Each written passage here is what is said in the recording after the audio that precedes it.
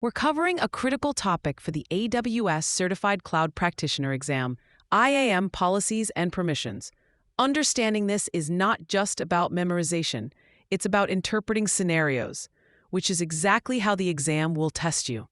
Let's start with the core of any IAM policy, the JSON structure. Every policy is a JSON document, and for the exam, you must know the three main elements within a statement: effect, action, and resource. The effect is either allow or deny. The action specifies the service API call like S3 getObject. The resource is the Amazon resource name or ARN that the action applies to.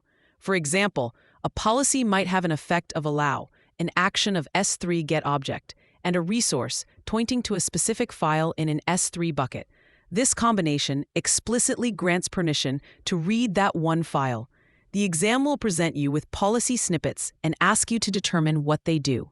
Now, let's discuss managed versus inline policies.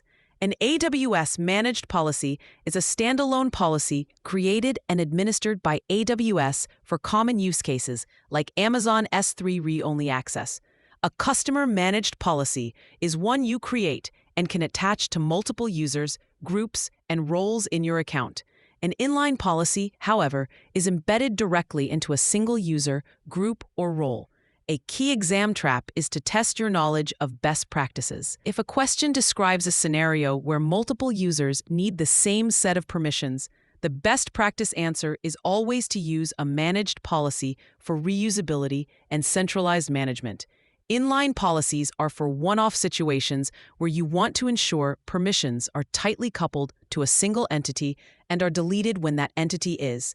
The most crucial concept, and where most exam questions will try to trick you, is the policy evaluation logic. AWS evaluates all applicable policies to make a decision. By default, all requests are implicitly denied.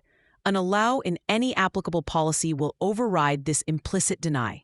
However, and this is the critical part, an explicit deny in any policy always overrides any allow.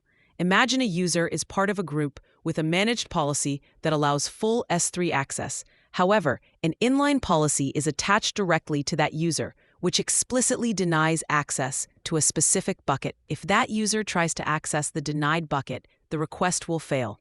The explicit deny always wins. This is a favorite scenario for exam questions. They will give you a user with multiple policies attached and ask you to determine the user's effective permissions. To help you remember this, use this simple phrase: an explicit deny is a total veto.